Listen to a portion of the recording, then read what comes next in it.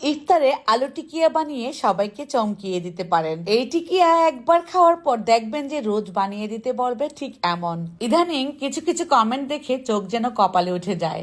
আপু গরিবের রেসিপি দেন, এত খরচ করে কিভাবে বানাবো এগুলো।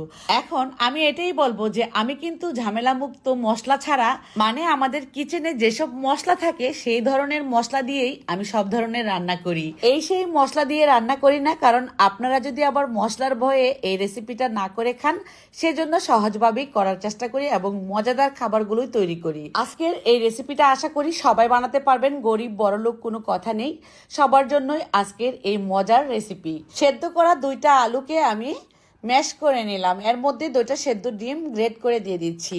এই জায়গায় চাইলে কিন্তু আপনারা একটা ডিমও ব্যবহার করতে পারেন, সবটাই আপনার ইচ্ছে মতো।